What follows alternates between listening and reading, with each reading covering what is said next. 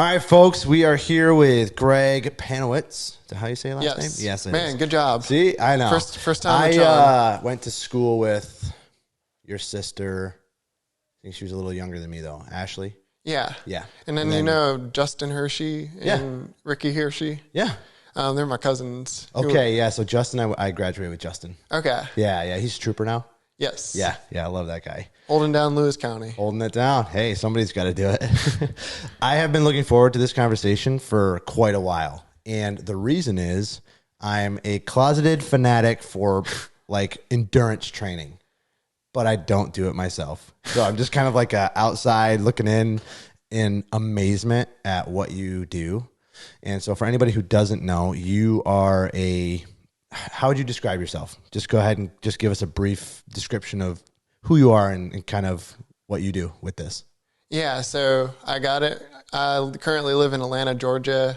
I've been down there for 6 years now. And the past 3.5 years ago, I ended up signing up for like a half marathon, and that kind of just got me hooked into running. And I guess like a half year to 9 months later, actually no, probably a year later, I ended up signing up for like a trail race, like a 50K trail race. And from there just got addicted to trail running. Wow. And from there just, I just got into the hobby of ultra running, and it became an addiction after that. I would imagine it has to be, because when I think about like just signing up for a 50K, that blows my mind. Yeah. I'm like, I'm not really a runner. But I've always kind of admired like superhuman performance and this is actually 100% what this is. So you said 3 years ago, did you not run in high school or anything like that? So I played in high school. I played like soccer, played 2 years of basketball, but no, I never truly just went out to run. It was as part of a sport. And then even in college, I mean, I might run like 3 miles for fun and run a 5K like once or twice a year, but never would go out and run like 10 miles. Like that just wasn't something I'd really do. So there's hope for me. That's what you're saying? There's hope for me. Hey, tell me when. There's hope for everyone. Yeah. You just got to take one step at a time. And that's amazing, really. There's hope for anyone. I mean, that's the coolest thing is there's so many people out there in the community that they could be in their 60s or 70s, and those people are putting down miles and just have the determination to go out there. And that's what's so cool is you could have someone who's a beginner and someone who's an expert. And at the same time, in that community, that trail running community, like everyone is just so approachable and willing to help. It just makes it so cool. That's a big deal, I'm sure. So never track and field?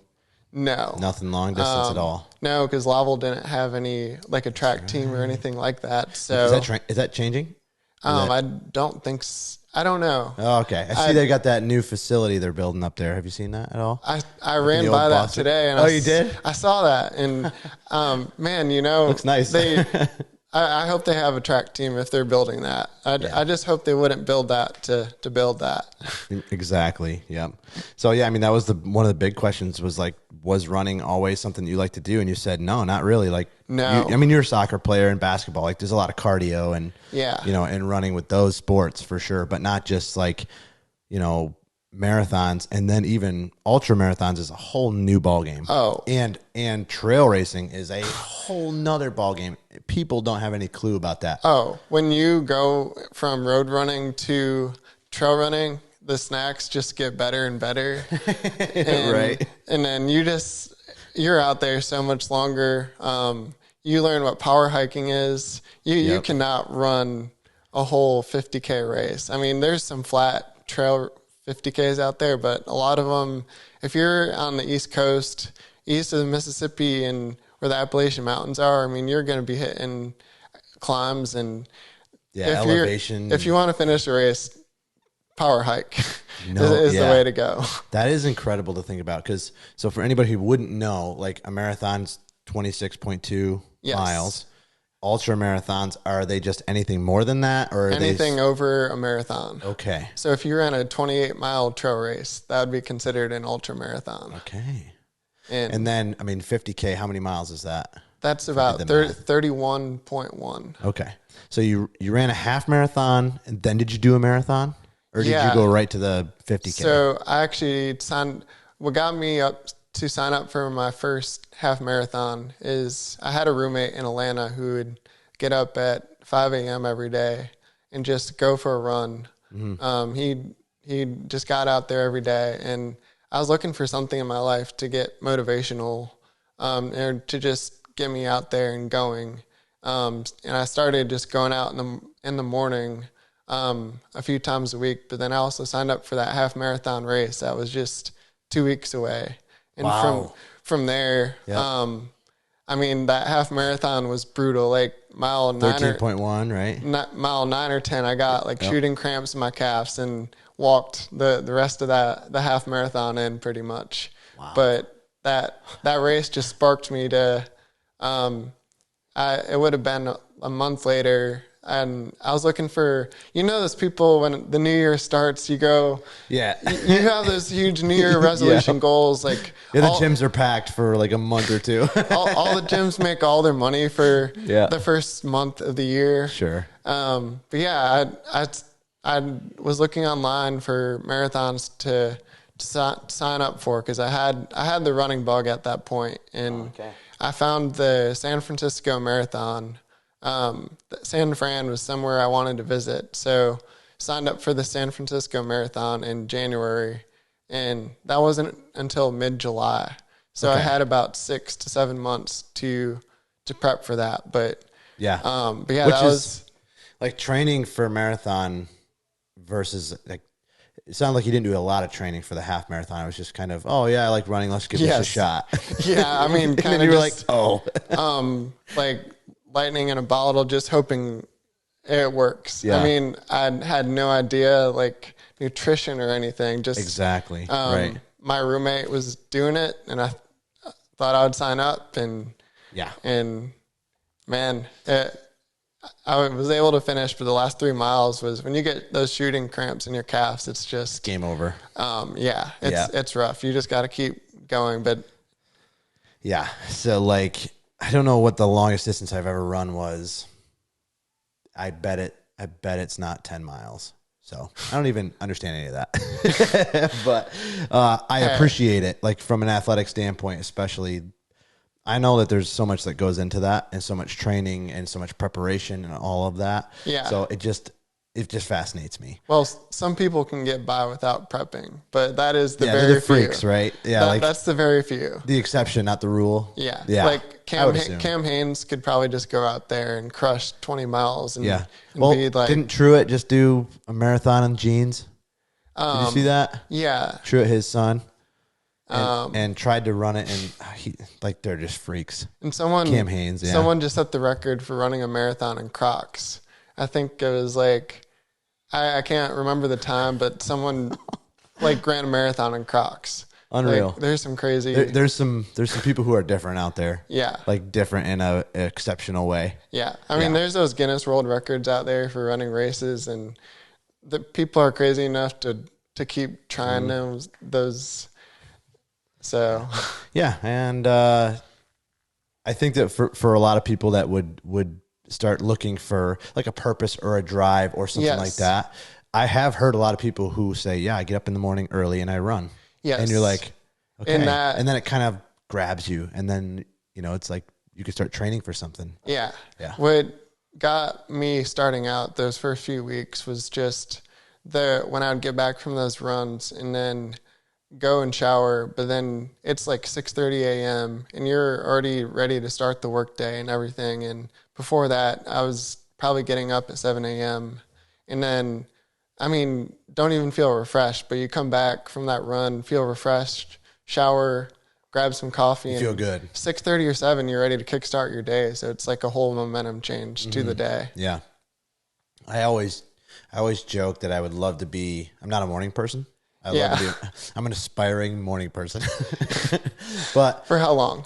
Yeah, well, and then I had kids, and they were up all night, and you can't. It's hard to be up all night and wake up at 5 in the morning or whatever. Yeah. But there is something about it. I did do it a little bit. I mean, I used to in my policing career, I would be up at 6 to be able to 5:30 to get to a 7 o'clock shift briefing, whatever. But that's a little different than what we're talking about. We're talking kind of like intentionally setting out time that making time for the morning to get some of the stuff done for your day to start moving, and then amazing how everything falls into place. Yeah. And that's a very different shift from like waking up because you have to wake up. This is like voluntary waking up before you need to, putting your body under stress. Yeah. Getting your day going. It's still that way. dark outside. Yep. So it's not everybody's sleeping. It's not very inviting. I mean, everyone's just warm and cozy, and it's cold a lot of times. It can be cold, rainy, but just getting out there, and by mile 2 or 3, like you start to feel that rush of just like, it feels good to just be out there and have the morning to yourself. Yeah. Yeah, that's a pretty cool thing. Your first ultra marathon, what was a big takeaway from that? So this was after San Francisco. Do you know your time? Do you remember your time for San Francisco? I ran a 3:29:30. Wow. Your first marathon? For San Francisco. That's a good time. Thank you. Wow. Okay.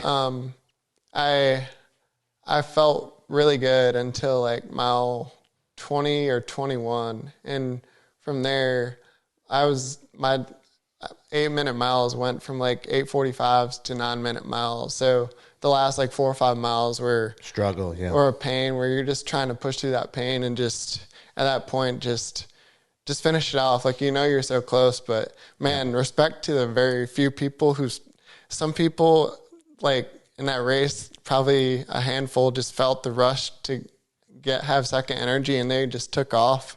Yeah. So you were kind of next to them too. Like, was there points when you were running alongside the people who were kind of like, oh, they have a second gear because they've trained for a lot longer and done this for a lot longer? And races like that, some people just feel good and sometimes can just take off. It's a whole momentum thing. Like, you never know what can really change with that. Yeah.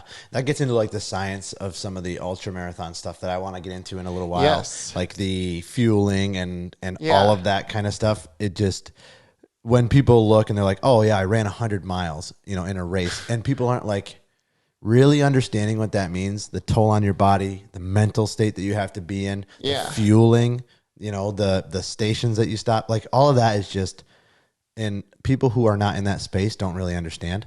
Yeah. So I'm looking forward to getting to some of that. But before we do, where was the first ultra marathon? Yes. So I was I joined a run club that year in Atlanta, and they had posted in a group chat about a trail run. So I had some friends that were like wanting people to sign up for this 50K race in North Georgia. And I had not trail run really at all at that point and just didn't know much about it, but was looking for something after the marathon to keep me going. And so I thought, shoot, I'll sign up for this 50K trail race in North Georgia. And we had a group of like probably 15 to 20 people from that group going up there to run the race. So we start the race on a Saturday, and it literally the whole race, it's like misty and like raining throughout the whole day. So the sun might have came out for like 30 minutes, but for most of it, just super humid day, just raining the whole time. And I had no idea about nutrition at that point. Like, came into it just not knowing much at all about any of this. And then, so the first like 10 to 15 to 13 miles, I feel really good, like able to put down some miles pretty good. And from there, though, like mile 12 of that race, I like started to get shooting cramps in my calves. Whoa. And I didn't have any nutrition with me. I mean, I had water with me, and I thought I could just get through this race just solely off water. Like, I had no plan for nutrition. I had no idea about any of it. Well, That's a tough way to learn. You learn the hard way. It's a painful way to learn. Yeah, but you learned. You definitely learned that way. So I go into the aid station and I'm telling them like what problems I'm having and all this stuff, and they ended up pouring me like 2 shots of pickle juice. Okay. And I'm just like, sure. I mean, I'll take anything at this point. What is it about pickle juice? So it's the salt in pickle juice that kind of helps with the cramping. Okay. At that point, just the salt, you need salt. Like you're losing so much sodium and stuff. Yeah, so sweating and whatnot. Yeah. So people, I took like 2 shots of pickle juice, and from there, the rest of the way, I was taking shots of pickle juice at the aid stations. Wow. Okay. But I just I didn't know how to fully run trails yet at that point too, like how to pace myself. So the rest of the race, I kind of had to run, walk, and then I even ended up getting lost in the race. At like mile 25, I'd missed the sign to turn right. And earlier in the race, we had started to go back up there was a sign to go up the mountain. Like that course went up. So I started going up the climb that we went up originally in the race. And I would have gone all the way up the mountain if it wasn't for this guy who had gotten injured, he had injured his knee, and he was taking a sideway down the mountain. Oh, okay. So he told me pretty much like, you're going the wrong way right now. How far did you go the wrong way? I probably added on like 0.7 or 0.8 miles, just that one way. and then that was climbing. So, so that's probably about 0.7, like 15 minutes. Wow. Okay. So that's pretty significant. Yeah. Especially when you're kind of running for time. Like let's say you were down the road a couple of years, you're a little bit more competitive. Yeah. Trying to win races, like that could be the end. Oh man. Like that's it. Yeah. If you're within a 5 to 10 minute point like missing a turn like that. Yeah. It's over. Game over. Yeah. Yep. If you're going for that top place, if that's the goal, then that could really put you off point. So what was for your first ultra? What was the biggest takeaway? Like, what did you learn the most aside from nutrition, or was that the number one thing? I need to feel better. Feeling like, oh my gosh, have a plan. Like you can't go into that just thinking you can just get through. Because it took me 7 hours and 15 minutes, I think, to run the 50K. Okay. It had probably 5,500 to 6,000 feet of gain. So, but also just pacing yourself in a race like that, like you got to know like that you kind of power hike the climbs, and you got to be strategic about all that stuff. But when you first get into it, you don't know like how to pace yourself. You just think you can go out and go hard. And, I mean, you learn the hard way. Yeah. I mean, unfortunately with nutrition, if you're not doing it right, like it's gonna hit you at some point. Did you have like a coach or a pacer or anything for that one? No, for that one. Okay. I had a good amount of friends in there, and it's funny. Right when I was coming back down the mountain, I had from making that wrong turn, I had 2 friends that were actually on the correct trail and turned right. So, Lord behold, I'm with them now for pretty much the last like 2 or 3 miles. Okay, so that's a little bit better. You're kind of like, all right, I get to run with the buddies for sure. Yeah. Finish it off, and oh my gosh, the aid stations for trail races, like bacon and cheese quesadillas. The aid stations for trail races are just so much better than road races. Like there's the real food at the aid stations, like ramen and quesadillas and tortillas with guac. Okay. It's amazing. Sounds delicious. I mean, that'd be the best part. It's like a buffet. Yeah. I can imagine how much body weight you could lose in like an ultra, like just from, if you run, let's say 100 miles or something like that. Well, you have to be, you can burn around like 500 to 700 calories an hour. Okay. So wow. Whoa. So if you did that for 24 hours, or 23 hours, you can burn like a lot. Like I think the Leadville race would have been anywhere from like 11 to 12,000 calories. Like I'd have to go look at that to get the exact number. The low end, if it's 500 an hour, which I would assume it's probably closer to 700 or more calories an hour. It's like 11,500 calories. In a 24-hour period. So you have to eat. You have to eat. I try to aim for at least like 200 calories an hour. At least last year, that was kind of the minimum. Okay. But just to keep the stores, because I would imagine too, you don't want to eat too much, and then it messes with your stomach and because that's a delicate balance of like it's a science. You can try to eat. You need energy, but you don't want to upset your stomach too. So the liquid type nutrition is more helpful because your body's able to put that down. Yeah.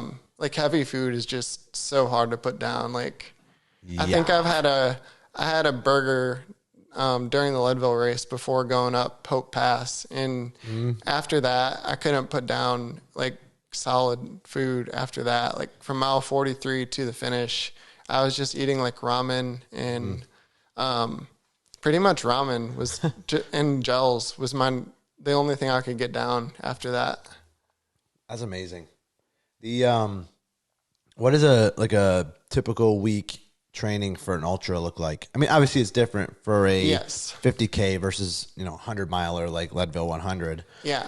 So like, what did it look like for the leading up to your first ultra for training? So my training for my first ultra, man, I didn't really follow a training plan. Yeah, okay. Like I went through a marathon plan that through Strava. I went and followed that pretty closely for the marathon. And then for the 50K, I just tried to continue getting in some like longer runs and stuff, but I had no true training plan for that. Okay. At that point, it was just getting in some miles. And at that point in my running career, I didn't have the knowledge of how to train for trail races. Okay. Yeah. So interesting. So then after that first, I'll keep asking you that same question before each of the others because I want to know how that would differ for, if you're going to the Leadville 100 is like one of the crazier races I think I've ever even heard of. I mean, it's up a mountain and down a mountain in Colorado. Leadville is like the highest incorporated city, like altitude wise in the U.S. Yeah. Yep. Like 10,000, like 200 feet. Yeah. Was that the next one that you did? No. So I did the next spring I would have did a 50K in North Carolina that it's like a truly climbing type mountain race. Like you go up to Mount Mitchell in North Carolina. That's like the highest point on the East Coast. Okay. So you're on the Black Mountain Crest Trail during that race, and that 35-mile race took me about 10 hours and some change to finish the race. And I was out there. I mean, you're hiking pretty much that whole race. Okay. So yeah. But even at that point, I was just trying to follow like my first marathon training plan. I was trying to incorporate some of that stuff in there and just try to go off what other people said, but I didn't even going into, that year I would have went from that 50K in North Carolina to then I signed up for the Silver Rush 50, which that's a 50-mile race out in Leadville. Okay. And that's actually on the other side of Leadville. So okay. All right. That race still in Colorado, like yes. On the other side of the mountain. It's other side of the 100-mile race is on the north side. Okay. And the 50-mile race is on the south side. Okay, and nice. The 50-mile race, the terrain is actually harder than the 100-mile race. Really? And you're exposed all day. So for the 50-mile race, you go through the old copper mines and lead mines. So you're exposed all day in that sun. And I mean, it's brutal. Just the terrain and being out there in the sun all day. When you're out in altitude, you don't notice you're sweating so much because it's so dry out there and you're in the sun that when you're out there, like you don't realize it's that hot, but until it's too late sometimes. Oh, really? Yeah. And then you get to the next aid station and you're like, I need some shade. Yeah. just a minute. Except in that race, there was just no shade. I mean, That's wild. You're out in the sun. It was like 78 to 80 degrees during that race. And there's 4 climbs that take you above 12,000 feet in that race. So you're up there in altitude too, and 78 to 80 degrees when it's at 12,000 feet, like it feels different for sure. Yeah. What was the name of the one that you said right before that? So that was like your third? Was the Leadville 50 your third? Yeah. Okay. And then what was it, Silverback? Silver Rush. Silver Rush. Okay, Silver that's Rush in North 50. Carolina. Or that one's in Leadville. Oh, that's the 50 miler. I gotcha. And then the one in North Carolina was called Quest for the Crest. 50K. Yeah, that's a cool name. It has like 11 or 12,000 feet gain over 35 miles. So it's steep. So you're truly hiking. Like, is it up and down, or is it just to the top and then? It's like 3 climbs that are like 2,000 feet or 2,500 feet high, and then that trail just is so technical too that you're hiking like a majority of that race. So the technical side of it is another part that people don't realize. So I was listening to, I'm going to blank on her name now. She would have ran like the Moab 240 and the Western States. Oh. Sally McRae. Yes, Sally McRae. She's big with like Nick Bear. Yeah, I think BPN. That's another thing I talk about. This thinking Go One More that they just did, the Ultra. Did you see that? I didn't see that. Okay, well, wait till I blow your mind with that. So, but Sally talked about like how her climbs are a little slower, but she strength trains her legs so that her descents are faster. Yeah. Because, the more muscle, the less impact on your joints, especially going down, and how technical it is to be good at going fast down a mountain. Yes. So can you speak to that? So, there's a certain level of comfort when you're running technical downhills that some people just have that comfortability where it's not that they're reckless, but it's almost like that willingness that they're willing to risk it more and just feel comfortable. So they can just shoot down there faster doing like an 8-minute pace on like rocky terrain. Right. But some people, I mean, I'm somewhat comfortable, but I still run slower on the downhills. Like I'd probably do like 9-minute miles on those technical sections, but some can just put down like 7-minute to 8-minute miles just which going is down like almost a sprint down a mountain. Yeah, and it's amazing. It's amazing how they can do it, and it's that level of comfort they have. It's like they've trained in. For technical downhills, I was listening to a video where you almost just have to put your head down further and just put yourself at the same angle as interesting and kind of just be at that same angle going down. Like steep incline like that. Wow. Yeah. I would assume that that's a little daunting because if you're moving, so 7-minute mile is like pretty fast. Yeah. And to be going down a mountain and you lose footing, you're going to be falling for a little while. You're risking it at that point for sure. Because even if you're fall on some of this technical terrain, like you don't know the Black Canyon 100K out in Arizona, if you go too far and like I fell off the trail out there, and luckily there wasn't like a cactus on the side. But if you literally like Tara Dower has ran into cactuses in that race and become bloody, like if you fall or go into the wrong area, like I went 3 or 4 feet off the trail there, and there wasn't a cactus there, so I got lucky. But, because cactus is kind of game over too. I mean, it wouldn't feel good for sure. Right, and nothing about this sounds like it feels good. Okay, so all right, I just want to get the order correct because I butchered it before. Yes. You started out with a half marathon. Yes. And then you went to full marathon in San Francisco. Yes. Then a 50K in North Carolina. Or in North Georgia. North Georgia. Yes. And then 50 miler after 50K in North Carolina in May. Yeah, And that was the one then- with the cool name. Yes. The Peaks. Quest for the Crest. Yep. Like, And then the 50 miler. So there's a Yes. steady progression here of Yeah. distance. Because one was a 50K, the two 50Ks after the marathon. yes. Okay. And then a 50 miler, which is another like 13 miles. 19. Well, Silver Rush is 48 miles. Okay. So it was a 15-mile jump Wow. to That's a Silver Rush. big jump. And Yep. that one was just, man, that was something with just the altitude and the heat. That whole race was just something I hadn't experienced. Like, Yeah, you had to dig deep for that one. yeah. Yeah. And that's the Leadville motto. You got to dig Yeah, deep. That's yeah. Glenn Clover just shouting, dig deep. And Amazing. So like was there anything in between there and when you were like, oh, I think I want to go even further? so 2 months later, it would have been the second weekend of September. I ran a 100K race in Virgil, New York, called the Virgil Crest 100K. Okay. And literally like 10 people signed up for this race.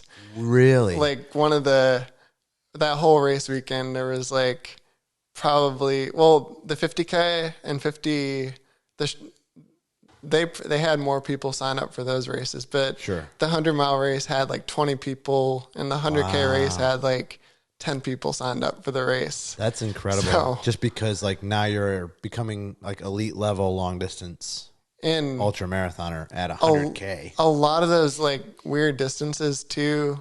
There's some trail races that just don't have the volume of people. Like some of the big names, you're gonna have like Leadville has like 800 people sign up for the 100-mile race, but then most trail races, the average size is like 200 to 300 people for like a good size one. But then some even have like, you could have a race that has like 5 people in it, That's crazy. all the way up to. Did you know that it was going to be that many people? Like, did you think it was going to be bigger when you got there? You're like, No, oh, I okay, mean, it's just us. I saw the entry list and I knew it was just going Wow. to be 10 people, but Okay. I saw the race up there and I made a decision. It was like almost like I did for San Francisco. It was like so the race was in September, but I had signed up for the race all the way back in January. Okay, so you had 9 months. Yeah, and I was going to pretty much just use the 50K to 50 mile to those as kind of just Stepping stones, more or stepping less. stones to go up to the Yeah, 100K that year. You can't really cold turkey jumps like that. You have to train And a lot for that. The craziest thing about the 50-mile race out in Leadville is I probably wouldn't have ever signed up for Leadville or been introduced to it. My buddy had posted in a group chat of another friend of mine and me and said, hey guys, I signed up for this race out in Leadville. Like, crazy that I've gotten to this point. But then when I looked it up, I was like, oh my gosh, like this looks awesome. Yeah, it started Like, firing you up a little bit. I mean, I signed up for the race, I think the next day after he sent that to our group chat. Because Okay. I was just like, So that was even before the 50 or before the 100K? that was, yeah. Okay. So now your 100K, instead of being the end goal, is now another stepping stone Yeah. towards the 100 miler. Because Well, 100K is like 60 something miles, right? 60. so this race was advertised as 62 miles. Okay. But the race ended up I ended up with 70 miles at the end of it. Really? Why did they do that? So the course map was just off. So like also, but Leadville is not 100. Isn't it like 104 or something? No, Leadville is Okay. like 100.8. Oh, right on the money for the run. Because I know the Yeah. bike is different. I think The the bike- bike is a little bit longer. It could be. I'm not 100% sure. But also how accurate you know is like whatever metrics you're using. Maybe your maybe your wheels are spinning faster than they should I down. think Whatever. Garmin is really good with. Is that what you use? Yeah, Garmin Watch? Yes. Yeah. I have about 18 or 19 hours of battery life with my watch. Okay. And I found that out in the 100K. man, at like mile 64, 65, like my low battery came on my watch. So I knew I had found the threshold at that point. That's pretty good when you outrun your watch. I would have been so upset if my watch died during that you activity. lose your data. Yeah. It doesn't count if the whole activity is not there, right? I know. I feel the same way. Yep. If I go for a workout or something and my thing dies, I'm like, well, I didn't work out then.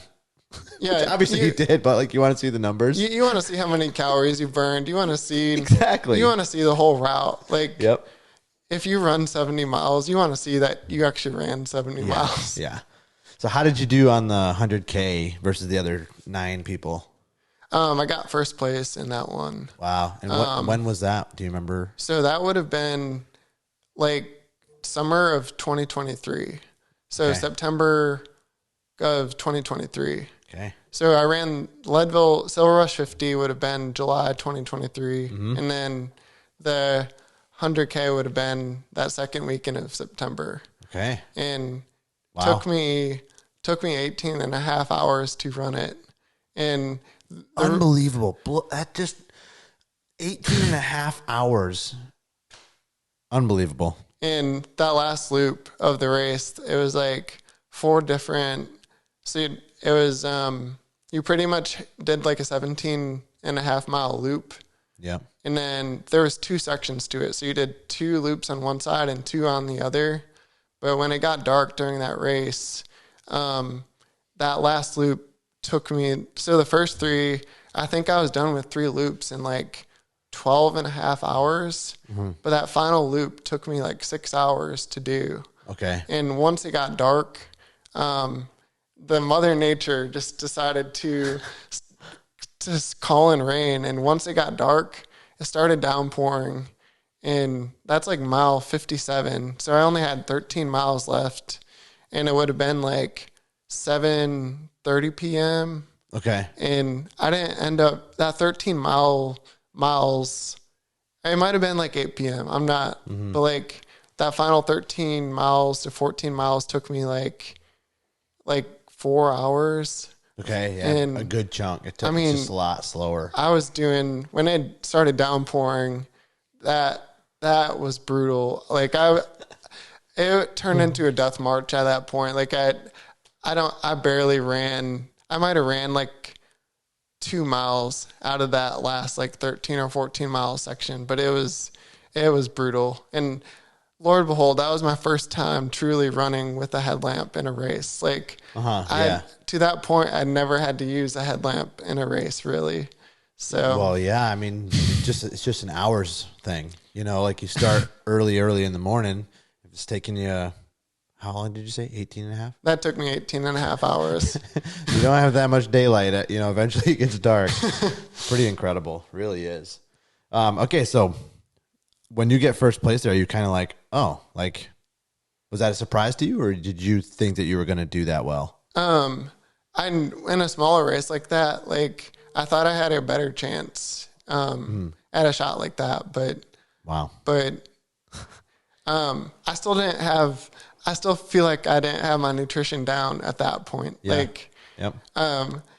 Going from, the funniest thing from that race is I'd carried around like a bottle of pickle juice with me. You stay with the pickle juice. So every time my sister drove down from New Hampshire for that, and every time I went through an aid station, she would give me a new like bottle of pickle juice, and I carried that with me until the next. Like, I didn't know about salt chews at that point. I didn't know about salt pills. I still thought from that first trail race that pickle juice was just the solution. Right, yeah. Just the learning steps that kind of naturally progress as you're going. Yeah. And it's part of the journey. Like, you learn as you go and figure out what works and stuff. But sometimes you just have to take a look and be like, is this really the best thing? Do ChatGPT, what you need for the next race. Yeah. Unreal. Then, okay, so after that, you had already signed up before that was over for Leadville. Yes. And was that the next race that you were going to do? Was there a middle one in between the 100K and Leadville? So there was a the next spring there would have been, I ran the Gorge Waterfalls 50K. Okay. But I knew in late 2023, I got into, so at the end of Silver Rush 50 out in Leadville, they do this drawing to where 30 to 40 people who complete the 50-mile race within the time frame, they do a drawing of bib numbers.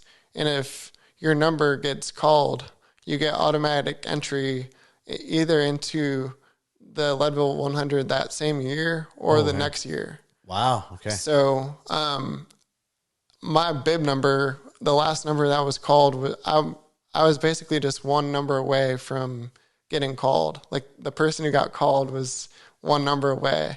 And at that point, like leaving Silver Rush, I knew I wanted to do the Leadville 100. Like that was the spark that just, at that point, if my number had gotten called, like I was ready to sign up for the 100. I often think, so I mean, and that was just kind of like, oh, okay, I guess I'm doing this. I mean, at that point, I was pretty much fully sure, like fully knew I wanted to do the race, like just find a way to get into the race the next year. And it was just knowing that I wanted to come back and do the race. That was the spark. But pretty daunting, the difference. Like, Yes. you know, you're doubling your mileage. And you're doubling your mileage, you're doubling your time for 100%. There's someone who runs very unlikely that someone can run the same split their last 50 that they ran the first 50. That's just... Oh, yeah. Right. The endurance for that would be like otherworldly. I think at the Leadville 100, I was at the 50-mile mark at like 10 hours and 15 minutes. Okay. And it took me about 13 hours to run the last 50. So about 3 hours longer to do the same section. Right. Unreal. So for anybody who doesn't know Leadville 100, because I want to talk a little bit about this, it's in Leadville, Colorado. It was founded in 1983, and the starting elevation is 9,200 feet. Does that sound right? No, the starting elevation, Twin Lakes is at 9,200 feet. It goes down to 9,200, but Leadville is at like 10,200. Okay. But do you start at Twin Lakes? No, you start downtown. Right in downtown. Yeah. Okay, wow. Because it's saying something like it goes from like 9,200, that's at Twin Lakes, to like 12,600. Yeah, 12,600 up at Hope Pass. Hope Pass. So that... Unreal. You literally, that section that you go from Twin Lakes at mile 38 up to Hope Pass. Okay. You get to the top of Hope Pass at like mile 40, like 43 or 44. So within that 5 mile span, you climb like 3,500 feet. Okay. So it's even more. Yeah. Right. And it's, wow. That's the big climb of that race, is from Twin Lakes up to Hope Pass and then back down to Winfield. And then you get the luxury of doing it all over again. Right. Yeah. Wow. I mean, that is unbelievable. So like, it's kind of like just looking straight up at a mountain, be like, I'm going to be at the top of that. I mean, and then back down. when you're at Twin Lakes and you do see Hope Pass, like you do see where you're going. Like you cross the stream on the Sheep Gulch Trail, and then you start the climb up to Hope Pass, where it's like a 5 mile climb going up there. If you could like just illustrate the pitch, what's the pitch? If you could just in your mind, how steep is it at the steepest point? So the backside is the worst part. So the climb up there on the front side is actually pretty nice, or as nice as it can. Nicer. Like, yep. You have like 10% grade, like 10 to 12% grade, I would say. Yep. And it's like a steady 5 mile climb. But the backside is worse. It gets from anywhere from like 15 to 20% like grade. Mm-hmm. And it's a lot steeper. It's like, and it's more technical too. The backside. Oh, sure. That downhill is only 2.7 miles. And you're descending about 2,700 feet on the backside. Wow. Okay. So that backside is just very technical. And even running the downhill on the backside, like you can only run like 11 to 12-minute miles because it's just too risky to run faster than that. Yeah, and the last thing you want to do is what mile mark is that? So that would be when you're going down the mountain would be like 45 or 46. So you don't want to be halfway into the race and be done on a fall. Oh my gosh. Especially when you train for it all year. It's not like this is they don't have a ton of these races at Leadville, right? Yeah. Like it's just the one a year. They do the 50 miler and the 100 miler just once a year. Yeah. And then they have a mountain marathon out there too. Okay. And then they have like a 10K race too. Yep. Do you know, so I butchered the elevation. Do you know the starting elevation in the town? Leadville's at like 10,200. Okay. I think. And then it goes down to Twin Lakes. So then you run to Turquoise Lake, then around the lake, and that's pretty much flat. But then you go up to Sugarloaf Pass, which takes you to like 11,000 feet. Yep. And then, have you ever heard of the power line descent?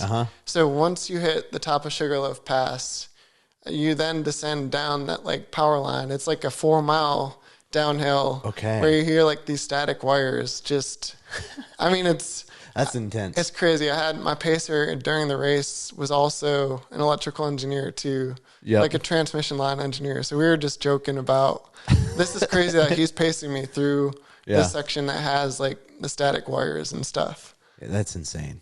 And so that goes down, then you go down power line? Down power line. And to Twin Lakes? Not even Twin Lakes yet. Oh, man. Dude, this is 100 miles, yes. But it's so funny when you watch people like on YouTube do it, like you miss all the stuff in between. Yeah. But like there's actually a lot in between. There is a lot of those miles in between that just take a good amount of time, and you just got to take care of the things you can control and just so when you go down power line, you then come down and go into this big field. Like it was for me, it was like 7:30, like 7:45 a.m. So you've been going since 4 a.m. But you come down into this field, like everyone's pumped. Like the first time seeing your crew, like going into this wide open field. Like I think I was running like, at that point I didn't care. I was running like 8-minute miles or 8:30 pace, just going into Outward Bound because it's just like a huge party. Like getting pumped up and seeing pumped everyone. You said Outward Bound? Yes. And that's like mile 23 of the race. Okay. So you're kind of like a marathon at that point. Yeah. Whoa. First time seeing your crew since 4 a.m. Yep. So good sun's morale up. boost. Oh yeah. And then I got like a peanut butter and banana wrap. Got some bites of that, and that, man, just and then that next section you have 15 miles till you get to Twin Lakes. Whoa. So you don't see your crew. I didn't see my crew again until so it would have been like 7:30. I didn't see them again till like 11 that day. In 11 a.m.? Yeah, 11 a.m. So another so 3-4 hours. 3.5 hours. Wow. And is that the roughest section? What's the roughest? No, the roughest section is the goat trail? The Hope Pass section.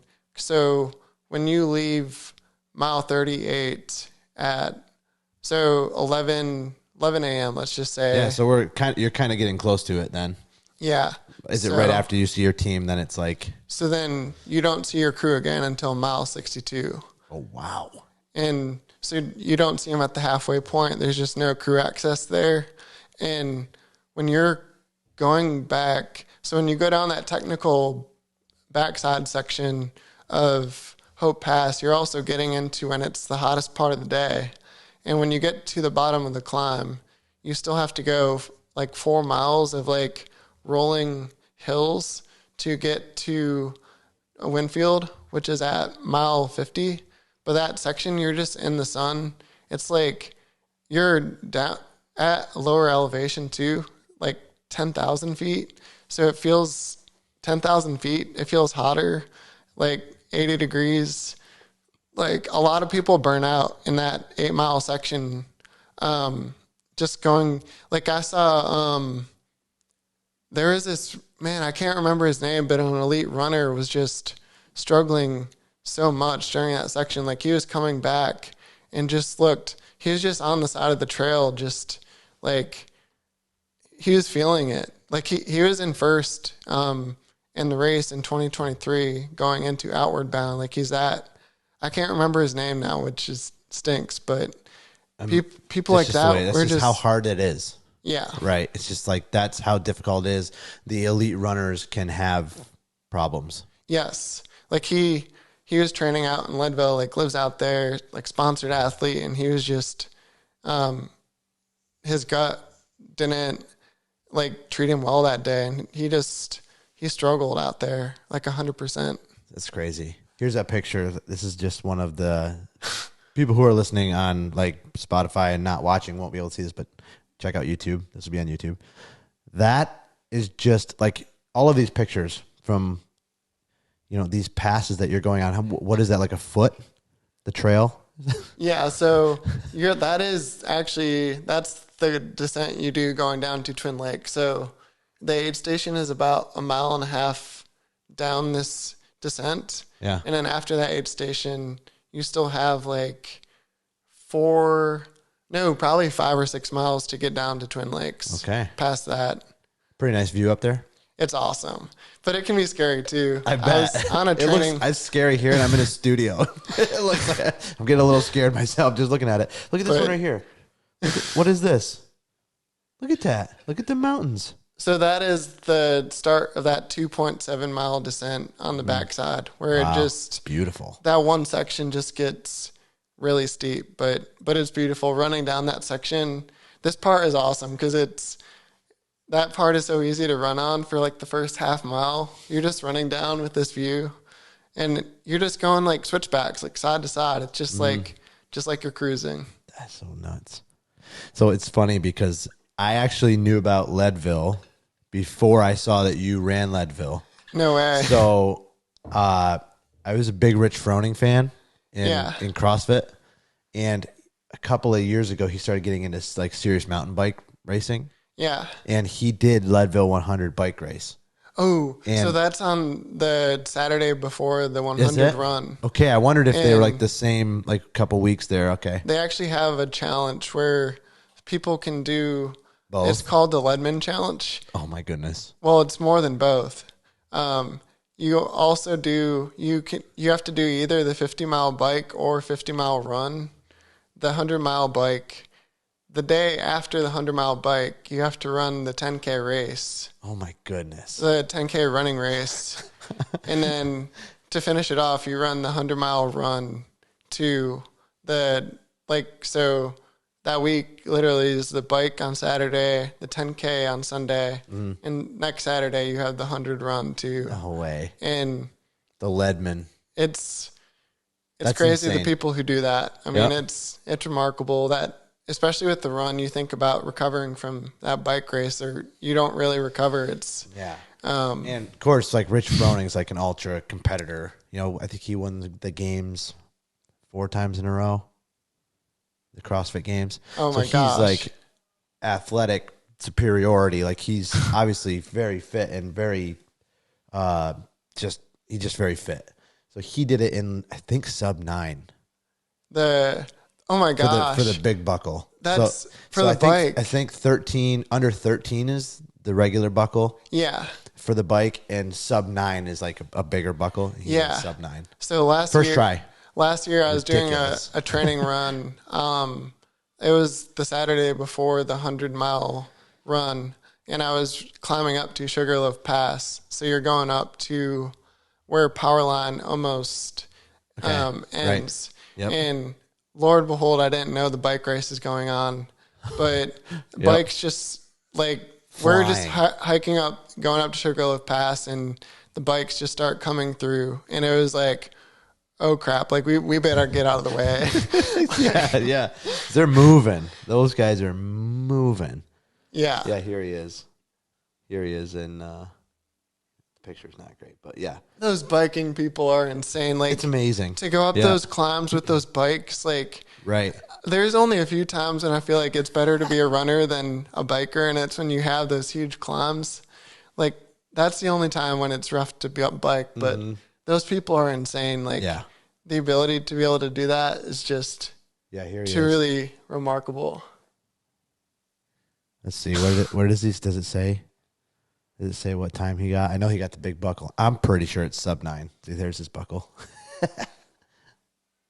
That's awesome. But he's a beast. He's a monster. He's nuts. Man. He's nuts in a good way. So anyway, I had kind of known that and been like, oh man, I would love to do that. Like maybe I could do that. But that's 100 miles on a bike up a mountain and then back down a mountain. You go up a different climb for the 100-mile bike. It's like... Okay, that's what I was wondering. It's not the same trail. No, I think it's further down. Yeah. So you don't go up Pope Pass, because going up that on a bike would just be very rough. And too narrow. And they just don't want people tearing that up too. For the runners. Yeah, unbelievable.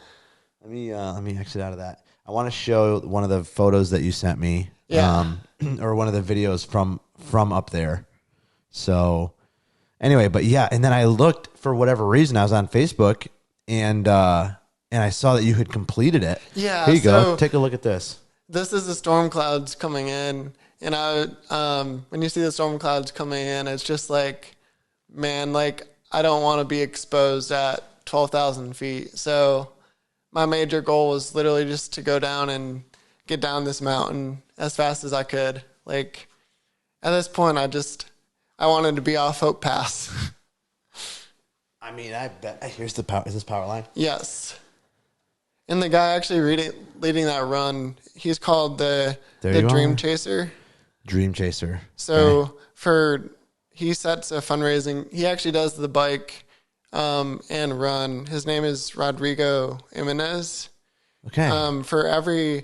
He starts the Leadville 100 race at 6 a.m. So 2 hours later after everyone else.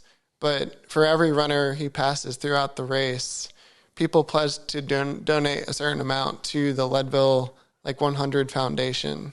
No so, kidding. And he ends up passing a ton of people. He usually runs the race in 21 or 22 hours. So if people don't finish in 23 hours or less, he's probably going to pass them at that point. So imagine if he started a couple hours early. Oh my God. What time does that Leadville take off? It starts at 4 a.m. So 4 hours later. So he starts at 6. 6, sorry. Yeah. So 2 hours behind so this is Twin Lakes. Twin Lakes is just like a huge party during the race. It looks awesome. So this You're is just me trucking along. Look at that. Me just strolling in. What mile mark is that? So Twin Lakes. Twin Lakes is mile 38. Oh, it looked pretty good at mile 38. They'd be carrying me on a stretcher at that point.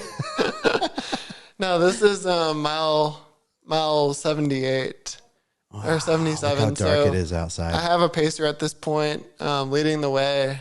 I had someone starting at 62, and had 2 different pacers in the race. So just at this point, just power hiking into Outward Bound and knowing that it's dark, so you're just wanting to see the crew. And I was about to go switch pacers at that point too. Yeah, unbelievable. But at that point, I'm telling you, ramen noodles was my go-to. Every aid station I went in and had 3 to 4 cups of ramen, and I was just sipping it like a coffee. Yep. You're just literally drinking the noodles with the broth, and it's like drinking a coffee, honestly. That's insane. So what did you finish the Leadville 100 in? So I finished in 23 hours and 5 minutes. 23, almost sub 23 hours. Yeah. And what would be considered an elite finish? Finishing the race is only about 50% of the people who start finish the race. Okay. They have usually 400 finishers out of 800 who start the race. Okay. But then even getting if you get under 25 hours, you get like a big belt buckle. Yep. So getting under 25 hours is like a very good, Wow. very good result. So to do it 2 hours less than that, Yeah. that's amazing. Do you know what you placed? I placed like 40th in the race. Really? Out of 800? Well, 400 that finished, but Yeah. still, like, that's kind of a big deal, dude. Like, that's that's a pretty big deal. I truly never knew my place until, so there's one guy at mile 10 or 11 right before May Queen aid station. He was saying like everyone's place as they went by, but that's the only time someone truly ever told me my place. And that's early. Yeah, because he was telling everyone. I was like, right, dude, like, because there could have been a good amount of people who started ahead of you that drop out, especially if the attrition is like 50%. Yeah. And it's a long race at that point. Like some people were just like going off so fast. But I felt pretty good throughout the race. I mean, there was only a few times that I truly had to do like a death march where I couldn't run anymore. Mm-hmm. But I was able to, I felt pretty good throughout most of the race. That's pretty awesome. Where do you keep your buckle? I keep that on like a shelf and like on my table where I live at. Yeah, because like huge accomplishment. Yeah, huge. Like, will you ever do that again? Will you do that one again? So I'm going out to volunteer for Leadville in August, and I just want to be a part of the race atmosphere again. Yeah. So it's like a whole community thing. Yeah, and I know like 2 or 3 people running it this year too. Okay. So will you pace at all? I'm not going to pace. I'm actually just chill. Signed up to, I'm going to volunteer at like May Queen in the morning and then up at Hope Pass aid station during the day too. That's cool.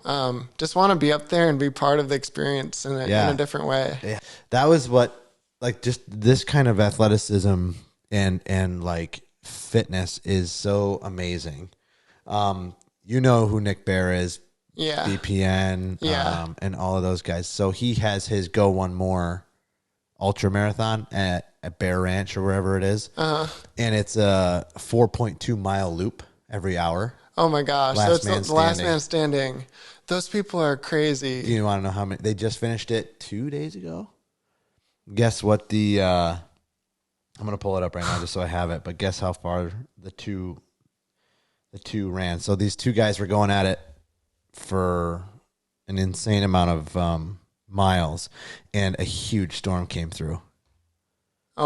So they had to kind of figure out what they were going to do because neither of them was going to quit. Oh, that's the one he has in Texas, right? Yeah. That had like a lottery. I know exactly what you're talking about now. So he, guess how many laps they did? Remember, this is 4.2 miles. So just like ballpark. I bet you they got into the 300 to 350 mile range total. Yeah, they were on their way. So they ended up at 56 laps. So 56 at 4.2 miles is like 235.2 miles. Oh my! And they had to stop the race at that point. They stopped because of weather, because there was huge weather, and they weren't even done. Imagine going 230 miles. And you persevered that long and have that come I can't find where it says how many hours that was, but just incredible. Absolutely incredible. And so now that's like the big thing, and that's the record for that Go One More Ultra. That's ridiculous. And the thing that happens is I know someone who's like ran like the Moab 240, and a few people who do like the Cocadonia Goggins 250, and they literally take naps on the side for like, they can literally just drop to the ground, just sleep out, and they're out within like seconds. Yep. And that minute to 5 minutes of rest just keeps them going for like 8 more hours. Yeah, and it's unbelievable. One more thing, so we were talking, and one of the things about how those loops, you do 56 loops or whatever, and it takes an hour. You said it's about 4.2 mile loop? 4.2 miles. And you said you could do that in about 50 minutes? Yes. So 10 minutes break, and you do that 56 times? Like, I think you could do faster than 50 minutes, but I think to do like a long-term, like pacing yourself, I think like that would be so healthy to do, like put down like 12-minute miles, like 11 to 12s. I think you could do Sure. that Yep. for a long time and still like able to- get the nutrition you need in. But at that point, it's more of a mental, it's a mental battle at that Yeah. point, because how long can you physically stay out there and stay sane without sleep? Because sleep, man, that becomes a different factor when you're just so worn down. Your body doesn't function the same. Right. Well, that kind of, that's perfect transition into the, kind of the mindset and the motivation of what it takes.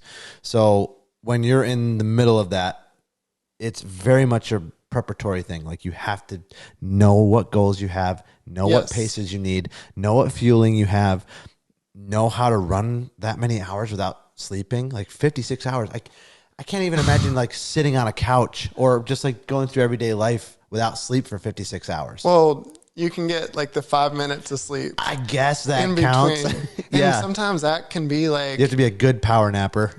well, at that point, like my buddy who ran Moab just drops to the ground and like took like cat naps and would be good to just keep going. It's just Amazing. enough for your body to just get a refresh to keep going. I mean, it's not healthy long term, but like Tara Dower, who got the FKT for the AT last year for That's 40, the Appalachian Trail. yeah. Yep. For anybody who doesn't know, AT. Yep.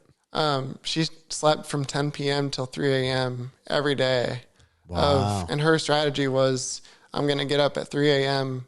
every day just to be consistent and make no excuses that I'm going to stay within a half hour of that 3 a.m. and just get up and get moving. And Amazing. Because like the prep for that too, like leading up to that race would be probably that's the hours that she's sleeping for a prolonged period before the race starts, just to get her body and her circadian rhythm and all those things in line for that race. Nobody sees that. Yeah. People see like, oh, well, this is very consistent. She'd probably been doing it for months. Like you just see the finish line picture that's of you walking to the finish line, just grabbing your trophy. You're only worn down at that point, Right. Yeah. Yeah. Right. So like, okay, so that's good. So how do you stay mentally focused being that physically exhausted? The best thing, when I did the 70-mile race, I didn't really have a pacer in that race, and just having someone along with you, like a second set of eyes, especially when it gets dark. Like if you start in the morning and go when it gets dark later that day, it's a little like demoralizing knowing it is dark. So, I mean, your body's just not like functioning the same. Like you're more worn down. So having a pacer can just be amazing to help get you through those moments. Mm-hmm. It's like a second set of eyes. But if you don't have a pacer, I mean, at that point, you just have to make sure you're just remembering like nutrition, because it can be so easy to forget about so many things when you've been in there that long. Yeah, I can imagine. I think one thing that with anything like this in the long run, even just having somebody to talk to, even on the slower periods or whatever, has to be like a big pick me up than just you being alone with your thoughts in the woods at night with no sleep. Yeah. Just like veer off the trail. I mean, when I was running by Turquoise Lake, like I thought we were running like 9-minute miles, and my pacer was leading the way in front of me, and I was tripped over a rock and like hit the ground, and I was hitting rocks all over the place, even with him leading the way. Mm-hmm. But we were actually running like 12 or 13-minute miles. Wow. Like at that point, my body was so far just out of it that I thought we were running like 9-minute miles, but we were putting down like 13-minute miles. Wow. And it was just literally a run walk mix at that point. It was just, that's just mind blowing. Anything. But go ahead. In those moments, you got to remember like the purpose of why you signed up for the race too, because I think that purpose will keep you going in those moments.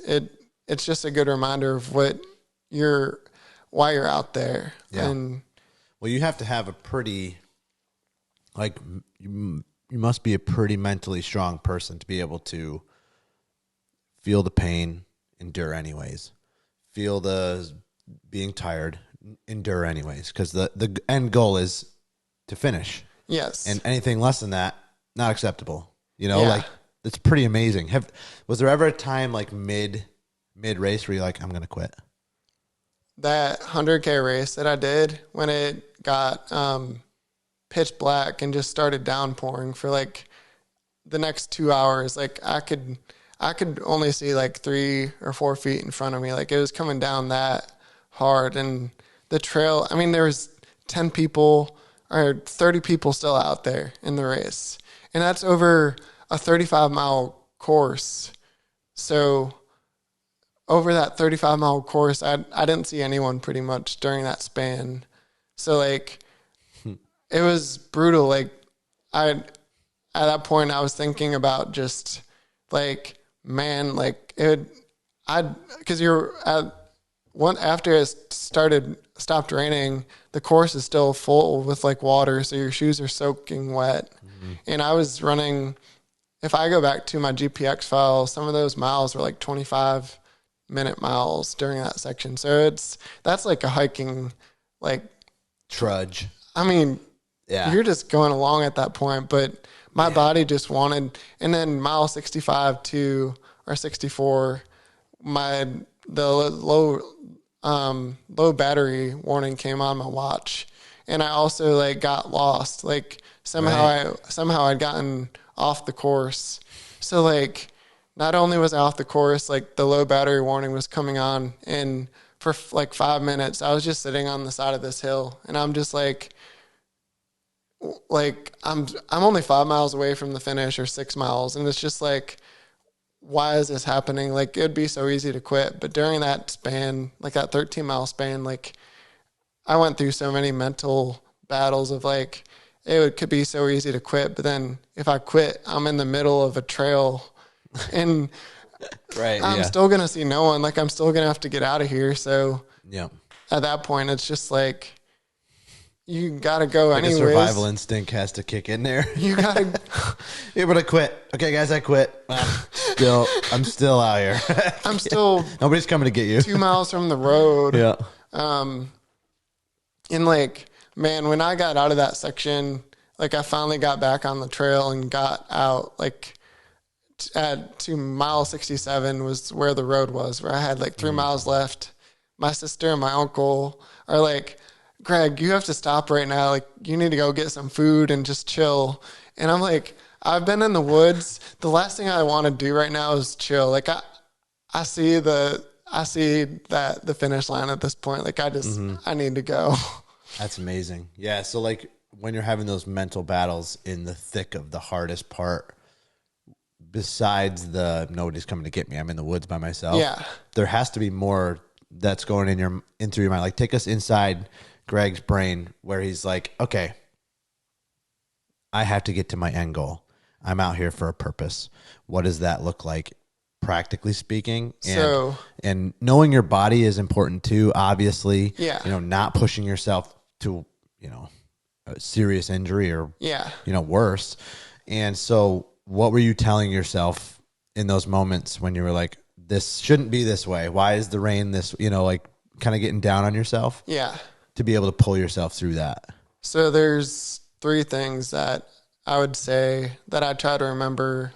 Number 1 is just kind of knowing how much running like has been a change in my life. So being grateful for like all the gifts that God has like put in my life for running. So I think number 1 is just showing gratitude in those situations and just remembering that it's like a blessing to be able to be out there and have the ability to do that type of stuff. Like knowing first that you like showing gratitude. Number 2 is just remember the training process and just all the work that has gone into something like that. And it's like knowing like you train for like 3, pretty much for Leadville, it would have started all the way. Training would have started in January of that year. So like 8 months of training to build up to that. But just remembering all the work you kind of put into it too. So that's number 2. And then number three, just taking a step back in that situation and being like, is there anything I can do now to help mitigate this? Like, your body could be worn out and just tired and all this stuff, but is there anything you can do to try to make things better? So when I had gotten lost, I was able to think about, I took a step back and remembered like that my Garmin watch that was still thankfully going. I was able to go retrace my steps and just go back, follow that map as best I could on the watch and try to get back to where I thought the trail was. And then eventually, like 20 minutes later, I ran into some runners coming the other way.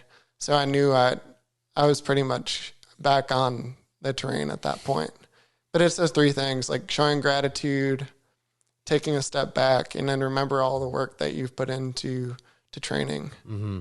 I think that as best you can think about it in those circumstances, right. Like try to remember that stuff. Yeah, kind of like zooming out, a little bit from like the step-by-step pain or the step-by-step struggle and saying there's a bigger picture here. How do I accomplish that goal without basically submitting to the pain? Yeah. And submitting to the conditions and the exposure and all of that, which is very real. Yeah. And I think that's a message that people can apply in almost any area of their life. Like those core tenets that you were just talking about, those three things can really help you get through pretty much anything. Yeah. For me, I'm an electrical engineer now in Atlanta, and I graduated in mechanical engineering at Auburn. So I wanted to go get the mechanical engineering PE. So I took that exam like twice in Atlanta and failed it both times. And I was spending each time I took it like 250 hours of studying going into a test like that. So I was setting aside like 10 weeks, just setting aside social things and everything for that. It's a lot of sacrifices, yeah. Yeah, and I would say that running journey was that that summer that I was training for the 50 and that 100K. That was right in the middle of when I decided to take the electrical PE. And I think that just going through the training of running and everything kept me motivated to not give up on the goal of like passing the PE. Mm-hmm. So I think that has just led to just different areas of my life and just having that structure of just keep putting in the work, like keep grinding, and you're going to get closer to your goal. Like even if you don't hit a certain goal at that point, you're getting closer to where you want to be, and you're going to be a better person in the end. Like if you're training and you're improving your diet, you're improving your sleep, that stuff is all going to help you in the long run. It's just, don't forget about the 90% of things that have become better during the training. Like I think that's so, being so wrapped up in a goal like that, even if you do fail, like think about all the benefits that came from that. Yeah. Which is a hard thing to sell in the midst of a failure. Yes. Is to say, okay, let's actually look back on the journey and how much better I am from the start of the journey versus the end, even if I didn't accomplish my goal yet. Yes. And like before I started running, I was at like 170 pounds or 175 pounds and just, I wasn't active. Like I was drinking, just not like drinking more than I should, and just wasn't healthy. And that running spark, the half marathon spark, was just something that got me moving. It was just a huge blessing, honestly.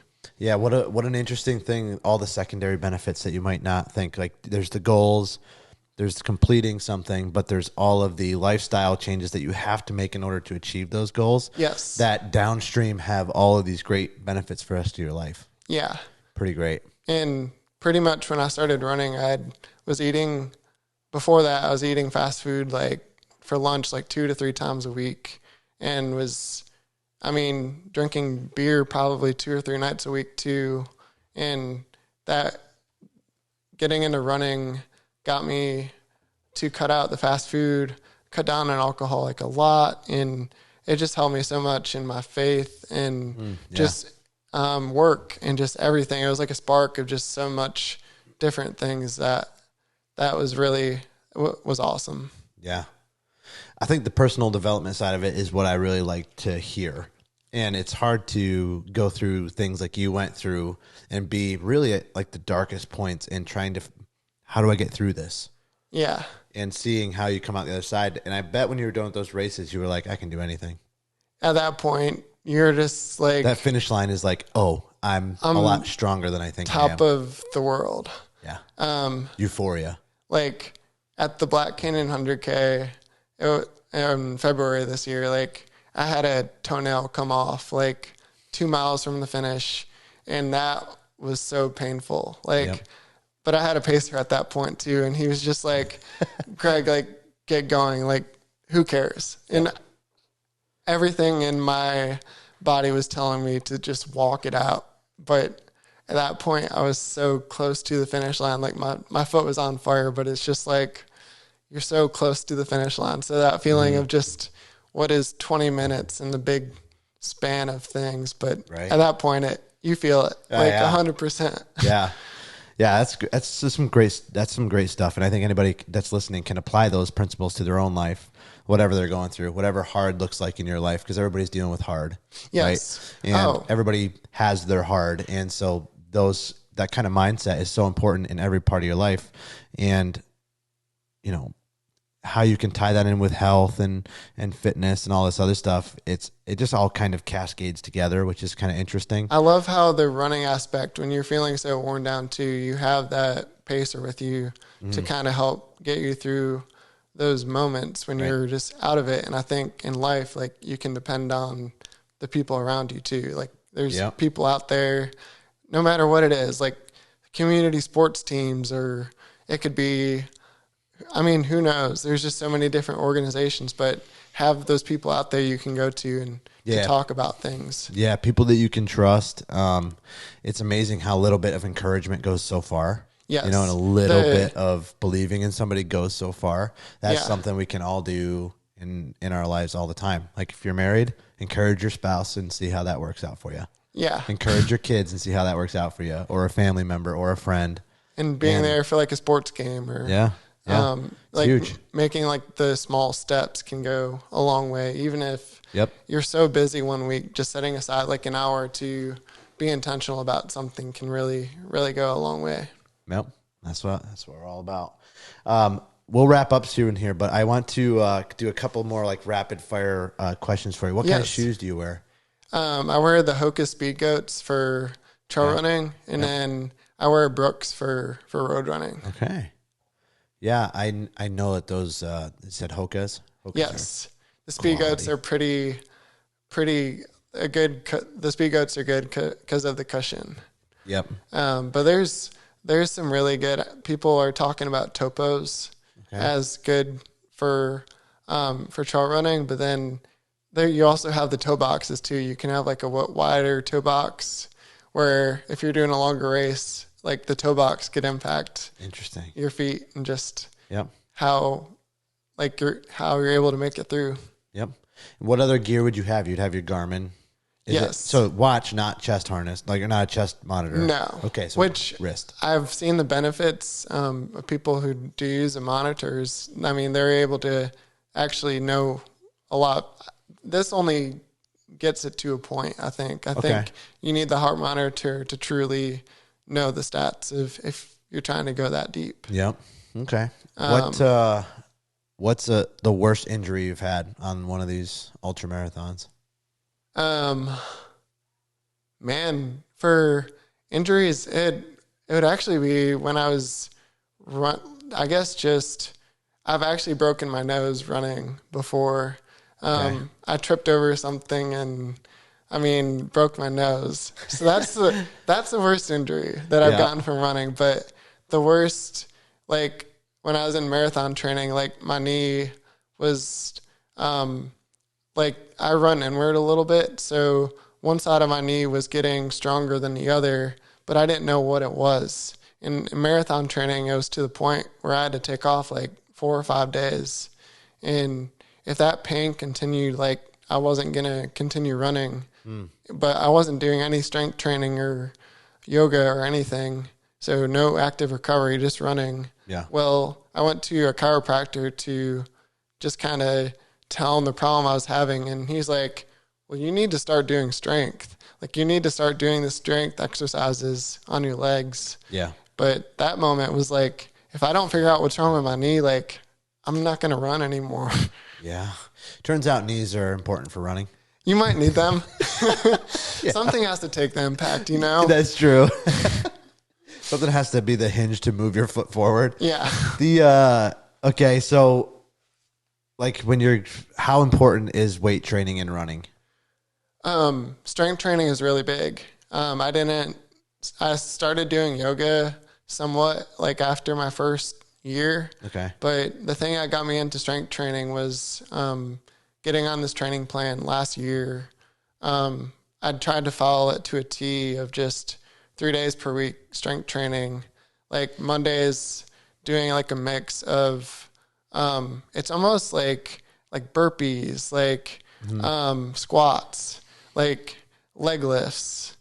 And then Tuesdays was core, like Superman's ab work, crunches. And then for Wednesdays, just more squats. And for a solid like 4 to 5 months at the beginning of last year, like I just stuck to that. And I think it helped me so much. Like that's what I was missing in my training. Yeah.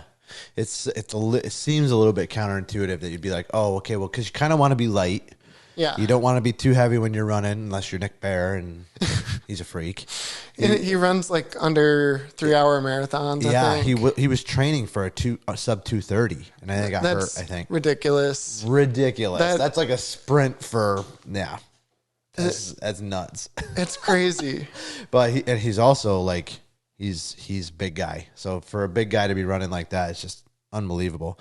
That was one of the things they said with Rich Froning too. Like most bikers, that one's out, but I'll change it in a second. Okay. Most bikers are like lighter weight. You're a lot faster when it's lightweight. And Rich Froning's like big guy, muscular guy. So. Have you met David Roach? No. He lives in Boulder, but he was a former football player.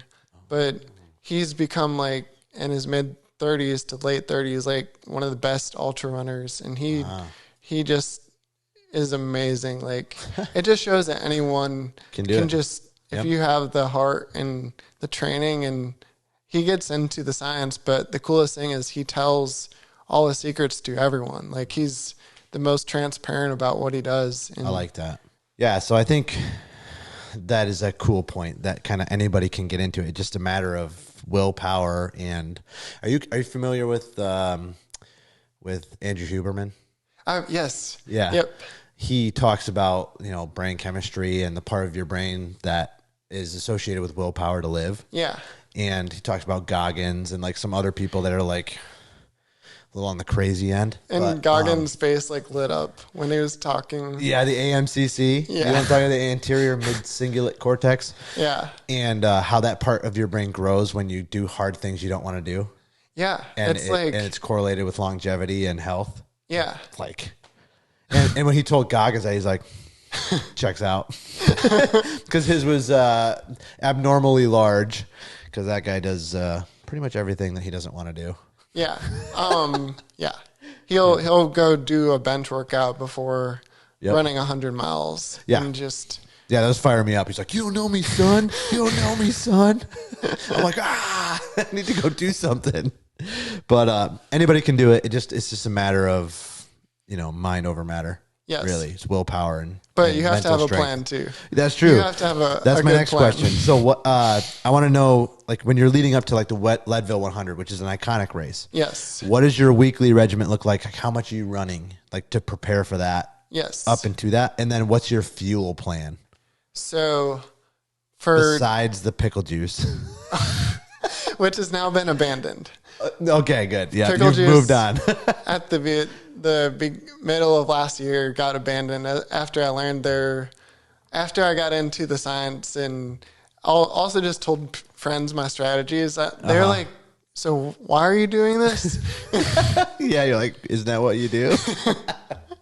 Yeah, so you became a student of running then. Yes. Okay, it's important. But I bought a training plan for the Leadville 100 by Kevin Goldberg. Okay. He does 200-mile races. And Crazy. so that training plan pretty much from January to April had me about, or even to March, had me about like 30 to 40 mile base per week. Okay. But then where I did like 1 day of speed training per week. And then I did like pretty much a long run on the weekends too, where I tried to hit like 15 to 20 miles on a Saturday. But then the rest of so one speed day, one long day. Mm-hmm. And then the rest were like, just go run for like 7 to 8 miles a few times a week. Okay. But then once April hit, I started a 20-week training plan for the 100. So the goal for that plan was it's the most speed workouts I've ever did. Okay, and interesting. Even more than marathon training. Interesting. Some of my training had me at like 2 speed workouts per week.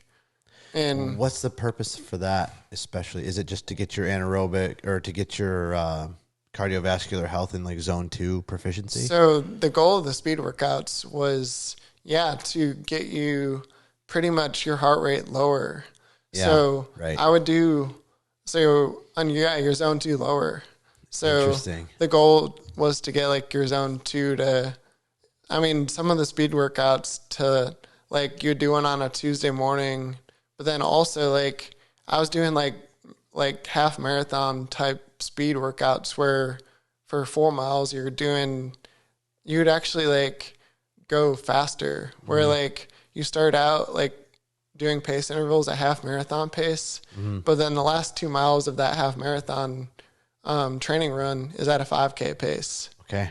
And then wow, the hardest days were when I had to do track workouts where you're doing like sprint workouts. Say you're doing like a mile around the track where you're going hard for 2 minutes and then like slower pace for 2 minutes. But then once you're done with those intervals, you're doing burpees, you're doing like crunches and step ups.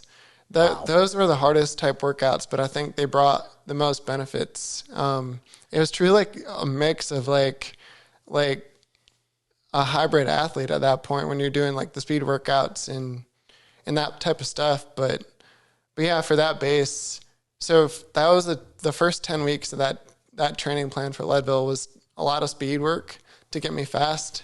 And then that second 10 then kind of built up I built up my mileage like a lot. So I went out to Leadville for a training camp.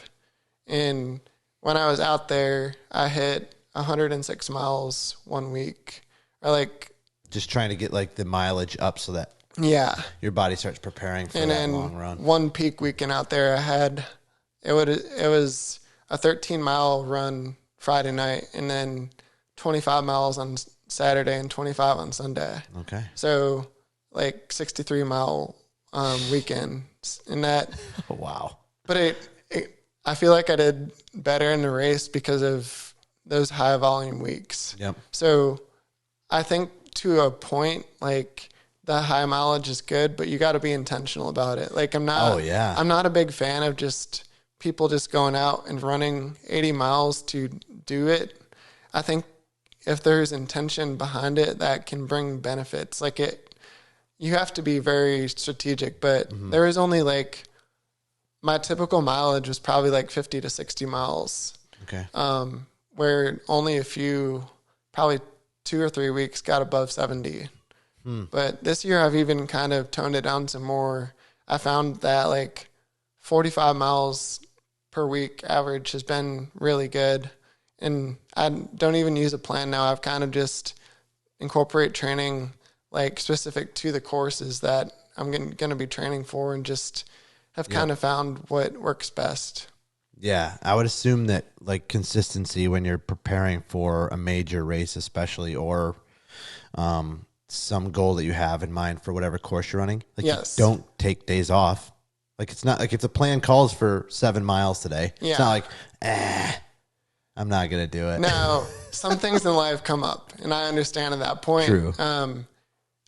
Like sometimes if you're working 12 hours a day, don't give up sleep just for your workout. Like I think Yeah. like getting that still 7 to 8 hours of sleep, like I wouldn't take away sleep to get in your training. Like if literally life is throwing bullets at you right. and you can't do anything, like life happens. Like people are adults too, and that's not your main job, but still try the best you can to fit in those things. Yeah. That's kind of what I think Nick Bear talks about, finding time versus making time.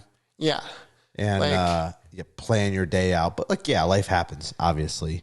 Yeah. But I guess more of what I'm saying is like, if that's not deterring you, like there's no such thing as like just a lazy day just because. No, you have to be really consistent about that. And sometimes it sucks. Like in the South, you have humidity and heat and humidity this time of year, so it can be brutal out there. Yeah.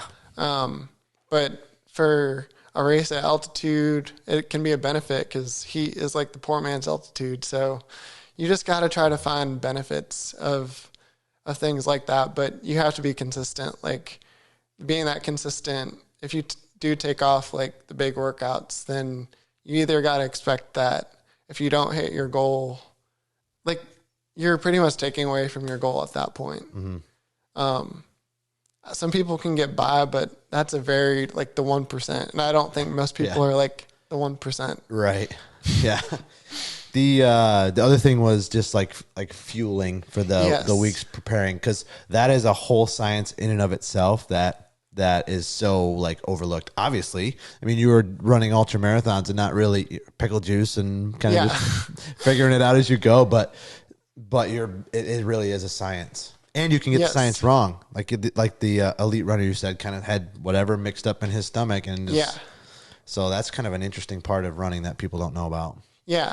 So I went to the full science like a month ago. I did like a sweat test through Precision just to figure out like how much sodium am I losing like per liter. And that's the most in depth I've gone yet. But last year, my main thing was doing like a salt chew every 30 minutes. Okay. During Leadville, I did, and pretty much what I've did the past year is like 2 salt chews every hour, and then try to aim for about 200 calories per hour at the minimum. And then I'm now getting to the point where I'm aiming for carbs, where last year I was just trying to get in like a certain amount of calories per hour, like 200. For the first 10 hours of Leadville, I literally had a packet of like a box of fig bars, and I was like, I'm just going to do a fig bar an hour for for the race. Like 200 calories, like that's going to get me the carbs I need. But then the fig bars only took me so far. Yeah. So I think when Rich Froning was doing the bike, I mean, he'd have like gummy bears and like some other, like he had it like all planned out, and like at the station he would get a certain amount of packets that would go like to a science, but that's just kind of the way he is. But it's amazing, the fueling for energy, because you're losing a lot of energy. You need to replenish that on the move. It's just unreal. And for the first half of the race, I was using uncaffeinated scratch. So that's like the hydration mix to put in your water. So I was getting calories from that too, but I switched to caffeinated scratch in the last half. So I wanted the caffeine to take full effect, like in the second half when I was feeling like really tired. Yep. So that was just another strategic decision when it comes to that. Block the adenosine. Yeah. If you could, and we'll just finish up on these last 2 things. If you could encourage anybody that wants to get into running, like me, what would you say? Start slow, ask questions. Like, don't be afraid to ask questions. Like, that's the only way you're going to learn. Like, the community is so welcoming. Like, even the most elite runners, you can go up to them and talk to them, and they're like an open book. Like David Roach being an open book on all his secrets and everything. Like, people are just welcoming. I would say be ready to not just have everything go your way. Like, don't put so much value in one goal that if that doesn't go your way, that's going to deter you and just make you quit. Like, try to think about all the benefits that can happen in the long run with that. So just don't have that goal be so big that it just it makes you quit. Mm-hmm. And then number 4, I mean, just make it fun. Like, do it with friends. Like, do it, make it fun. Like, if you enjoy nature, like, go out to a place that you love. Like, if you hike already, go run in the places you love. Like, or make it a weekly run with your friends where you're going and grabbing food after. Like, try to make it fun at the same time. Like, it's your free time. So right. You got to enjoy it. Yeah. I think that's a good point what you said about, not letting the defeats crush you. Yes. You know, people have a huge fear of failure a lot of times. Yeah. And it's almost like, good luck finding somebody who's an elite runner who hasn't failed a bunch, or somebody who's good in business who hasn't failed in business specifically. Every area of life, it's not about the failure. It's about what you do in the face of failure, and how you move forward and figure out what went wrong and figure out like how you can get better the next time around. Yeah, because that's going to make you a better person and get you closer to that goal in the long run. Very important. And then the last thing, I mean, what's next? What's next for you? Yeah, so I have 2 races this summer. I have the Cayuga Trail 50 miler, actually just 2 days away. Be down in Ithaca, New York. 2 days from now. 2 days from now. Okay. So that's awesome. That'll be a fun race. There's like 200 people signed up for that, and so I'm excited. And then the big one is the Vermont 100 on July 19th. That'll be up. Yeah, both of my races are in the Northeast this summer. Nice. But that's going to be awesome. It's a horse race too. There'll be 40 horses running it and 400 runners running the race. But it's just Vermont's going to be like either up and down pretty much the whole time. So I've been preparing, like doing more vert training, knowing that like when it's that much up and downs, like your quads are going to feel the impacts by the end. Right. That weight training will really have to come through there. Yeah. I mean, that's but this race also has 24, 25 aid stations, which I've never had a race have this many stops. So it's like one every 4 miles? Like sometimes you're going 4 miles in between aid, which is crazy. Is that because it's just so much up and down? Like it's so taxing? No, I mean some just the way races, it is. So you might just like blow by a lot of those. I'm gonna be strategic about it. Yeah, for sure. There's probably every other one I'll probably skip. Yeah. Unless if it's super hot, just be smart. Whenever, if I ever do one, and there's going to have to be 100 aid stations and for a half marathon. But no, man, that's awesome. Well, I didn't know that you were getting ready to do that. Good luck with the one, especially coming up soon. And July, that's not far away either. Yeah. I mean, it's 7 weeks away from Saturday. That's exciting. So it's...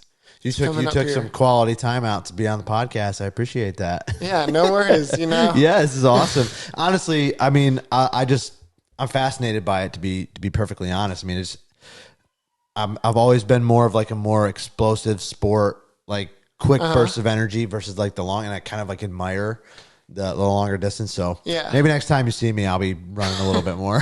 Let me know when you need a pacer for a race. Yeah. Okay. I'll start out with a 5K and I'll need 10 aid stations. No, but thanks for coming. It's great to meet you too. And you're welcome back anytime. So, after these races, you go away whenever you come back in the future and you want to come on and talk. Thanks for having me on here today. This is really great. Yeah. Yeah. Good talking with you about everything, and who knows, maybe you'll get addicted to this sometime. Hey, there's worse things to be addicted to. That's for sure. Awesome. All right, man. That's it. Yeah. All right. Thanks again. Hey, we'll see you next time. All right, everybody. That's it for us. Okay. See ya.